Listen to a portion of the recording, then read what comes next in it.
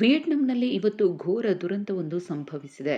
ಹೌದು, ಫೂಕ್ವಾಕ್ ದ್ವೀಪದ ಬಳಿ ಭಾರತೀಯ ಪ್ರವಾಸಿಗರು ತೆರಳುತ್ತಾ ಇದ್ದಂತಹ ಸ್ಪೀಡ್ ಬೋಟ್ ಮಗುಚಿ ಬಿದ್ದು 15 ಮಂದಿ ಭಾರತೀಯ ಪ್ರವಾಸಿಗರು ಸಾವನ್ನಪ್ಪಿದ್ದಾರೆ ಅಂತ ಹನೋಯ್ನಲ್ಲಿರುವ ಭಾರತೀಯ ರಾಯಭಾರ ಕಚೇರಿ ಮಾಹಿತಿಯನ್ನ ನೀಡಿದೆ. ಒಟ್ಟು 32 ಮಂದಿ ಭಾರತೀಯ ಪ್ರವಾಸಿಗರು ಮತ್ತು 4 ಸಿಬ್ಬಂದಿ ಬೋಟ್‌ನಲ್ಲಿ ತೆರಳುತ್ತಾ ಇದ್ರು ಅನ್ನೋದ್ರ ಬಗ್ಗೆ ಮಾಹಿತಿ ಇದ್ದು, ಆ ಪೈಕಿ 15 ಮಂದಿ ಪ್ರವಾಸಿಗರು ಸಾವನ್ನಪ್ಪಿದ್ರೆ 21 ಮಂದಿಯನ್ನ ರಕ್ಷಣೆ ಮಾಡಲಾಗಿದೆ. ಇನ್ನು ಮೃತರ ಪೈಕಿ ಆಂಧ್ರಪ್ರದೇಶ ಮತ್ತು ತೆಲಂಗಾಣ ಮೂಲದವರು ಕೂಡ ಇದ್ದಾರೆ ಎಂಬುದರ ಬಗ್ಗೆ ಮಾಹಿತಿ ಇದೆ. 2 ಮಹಿಳೆಯರು ಮತ್ತು 13 ಮಂದಿ ಪುರುಷರು ಸಾವನ್ನಪ್ಪಿದ್ದಾರೆ ಅಂತ ಹೇಳಲಾಗ್ತಿದೆ. ಇನ್ನು ಈ ದುರಂತದಲ್ಲಿ ರಕ್ಷಿಸಲ್ಪಟ್ಟ ಅನೇಕ ಮಂದಿಗೆ ಸ್ಥಳೀಯ ಆಸ್ಪತ್ರೆಯಲ್ಲಿ ಚಿಕಿತ್ಸೆಯನ್ನು ನೀಡಲಾಗ್ತಿದೆ.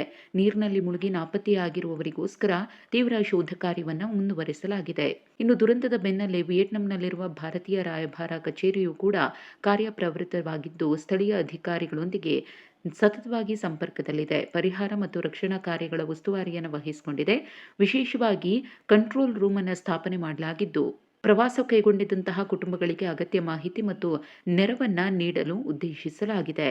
ಇನ್ನು ಈ ಬೋಟ್ ಹಾನ್ಮಿ ರುಟ್ ದ್ವೀಪದಿಂದ ಆಂಥೋಯ್ ಬಂದರಿಗೆ ಹೋಗ್ತಿದ್ದಾಗ ಸಮುದ್ರಕ್ಕೆ ಸುಮಾರು 400 ಮೀಟರ್ ದೂರದಲ್ಲಿ ಮಗುಚಿ ಬಿದ್ದಿದೆ ಅಂತ ಅಧಿಕಾರಿಗಳು ತಿಳಿಸಿದ್ದಾರೆ.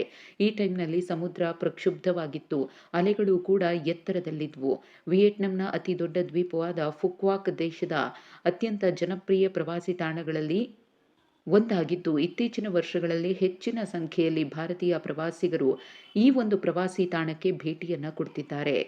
ಈ ಪ್ರವಾಸ ತಮ್ಮ ಜೀವನದಲ್ಲಿ ಒಂದು ಅದ್ಭುತ ಮೆಮೊರಿ ಆಗುತ್ತೆ ಅಂತ ಖುಷಿಯಾಗಿ ಹೋಗ್ತಿದ್ದವರು ಜೀವಂತ ಜಲಸಮಾಧಿಯಾಗಿದ್ದಂತೂ ದುರಾದೃಷ್ಟಕರ ಸಂಗತಿ.